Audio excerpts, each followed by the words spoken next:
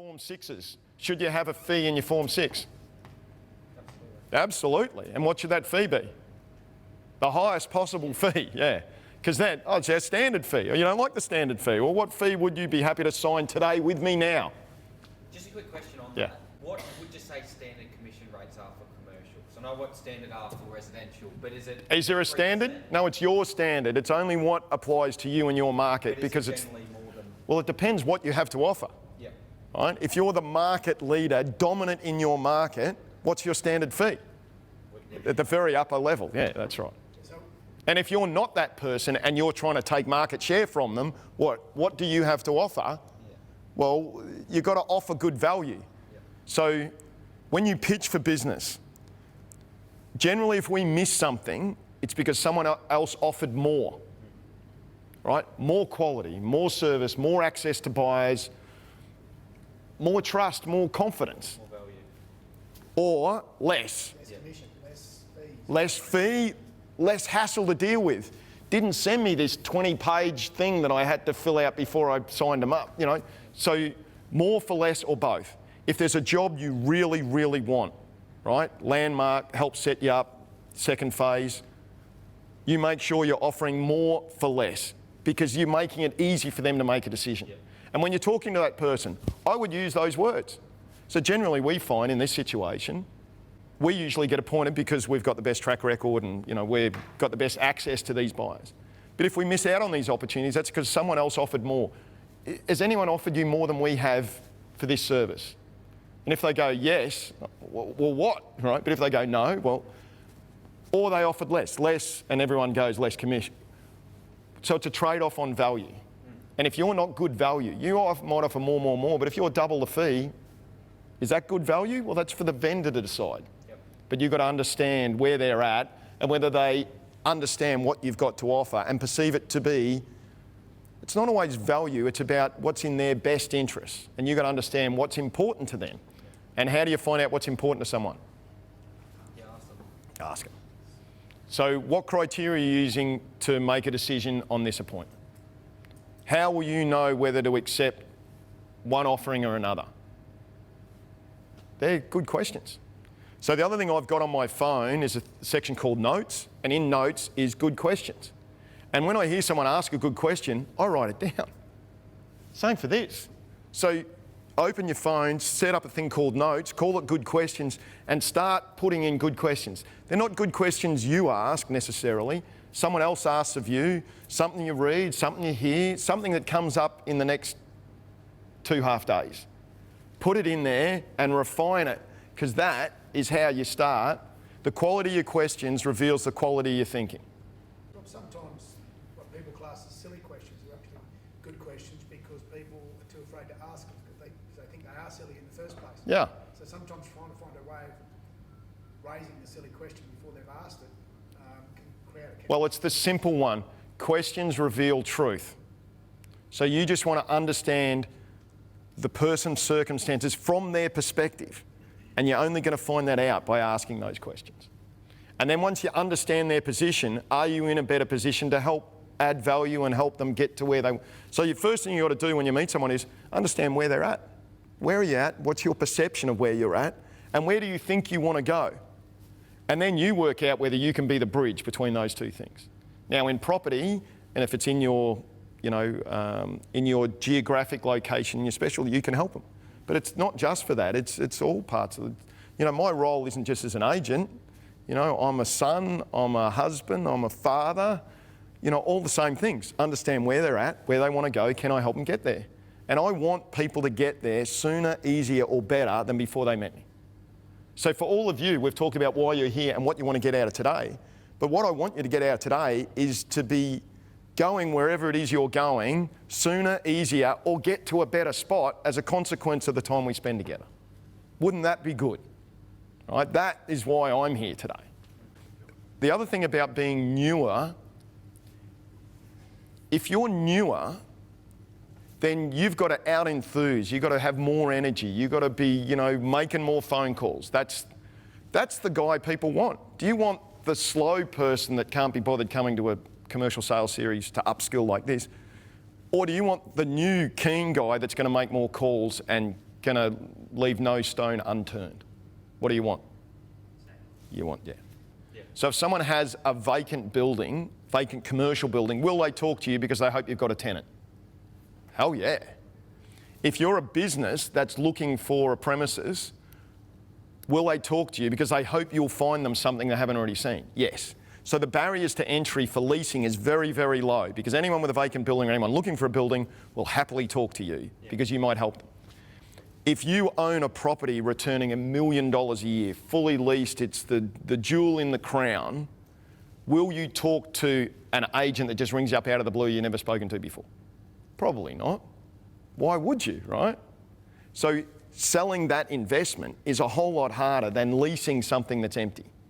And so if you're looking for the first opportunity in commercial, it's not selling $1 million investments, it's leasing empty shops and offices and warehouses. I just wondered where the sort of roles. Yeah, but it's also entry level. If you're wanting to get into that space, way easier to get in as a leasing. And I think you can develop market share that way too, or at least... Market knowledge. You get known, you get signs up, you get presence, people understand you, and now you're talking to them about not just one type of property, residential, but a much broader.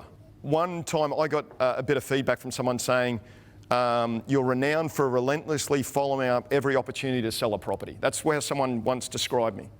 I'm like, wow, wrote it down, stuck it on my LinkedIn. So every time I pitched on work, so someone said, business prospecting, who was that one? Someone said that their purpose was to get better at prospecting for business. Anyway, yeah.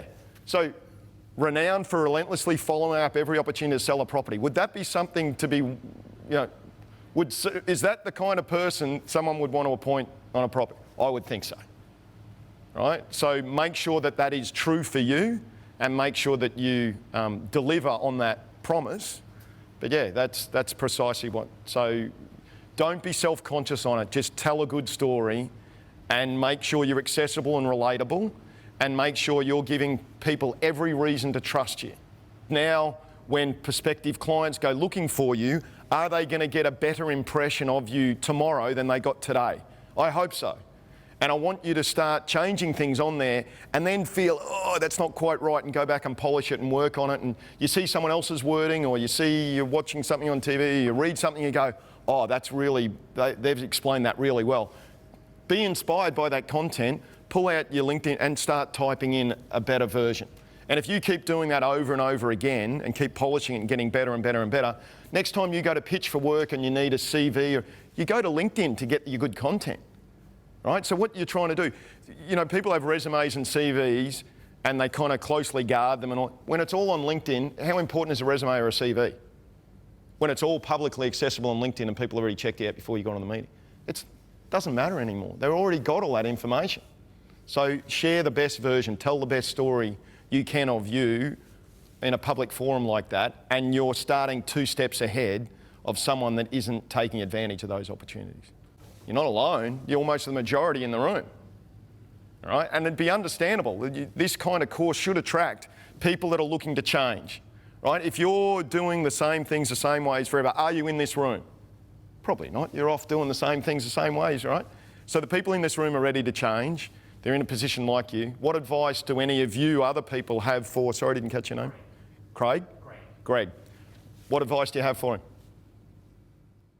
Tell your story. My first job, so some people write things like, I'm a skillful people person, I'm a great negotiator, I have a strong work ethic, right? They actually write that stuff. I believe you should show, don't tell. So if you wanted to explain that, you would say, at 10 years of age, I had a paper run and I got up at 5 a.m. and I delivered papers for 2 hours before school every day. And then at 14, I had an opportunity to do a milk run, and so I did the paper run and the milk run. And then during high school, I worked 20 hours a week at the local sports store. And then at university, I worked my way through university. And now, if someone says that, have they got a strong work ethic? Right? Are they willing to put in determined effort? And you don't need to say, I have a strong work. Show you've got a strong work ethic. So with what he's saying, just tell your story. And people go, oh, I get this guy. He's the guy I want. One of the great things about this industry No capital investment, unlimited earning potential, very little bad debts. Wow, what a business. There's a guy, Tom Panos, he says there's no such thing as blind dates. So these days, particularly from business sense and certainly residential, people want to check you out. They want to understand who you are and what you're about. And LinkedIn is, so if someone searches your name, LinkedIn will come up on the first page search. Every other thing is edited by someone else, but LinkedIn is one of the few you can edit. You can put up whatever story you want. A key part of what we do to help people is being in the position, firstly, to be invited to present your recommendations, and then secondly, converting opportunities into appointments and appointments into invoices. That's how this whole service becomes sustainable. So every part of that should be focused on that. And that's what this is about. What do you have to offer? It's not about what you think you have to offer. It's what you have to offer from the recipient's point of view. It's from their perspective and what they think and understand about who you are and what you've got. How accessible is this guy?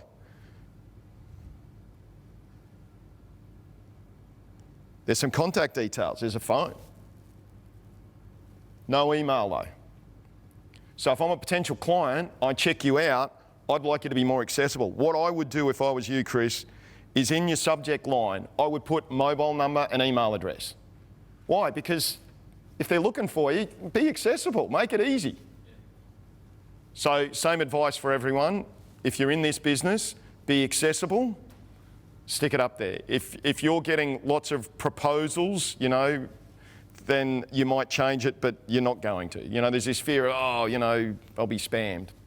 Just unsubscribe, but you've got to be accessible. So be accessible. The other thing is be relatable.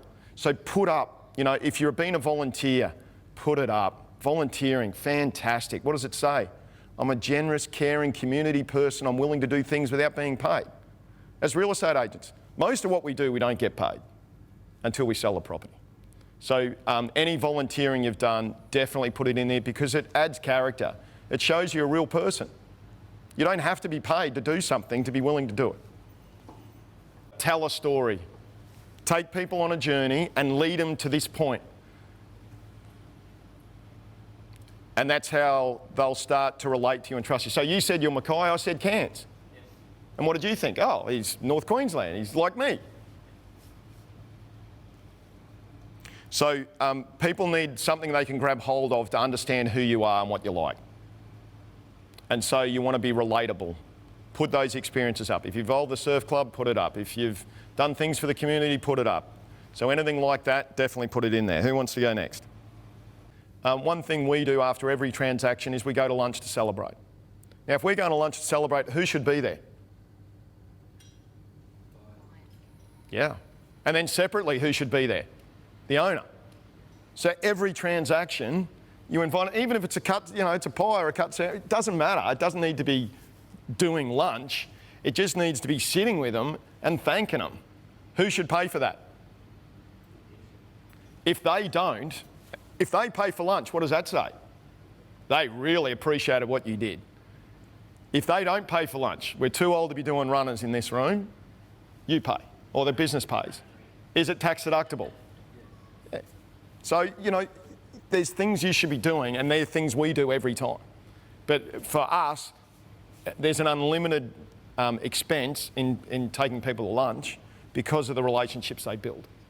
Generally, with on-market campaigns, we want the lawyer to provide a draft contract at the start.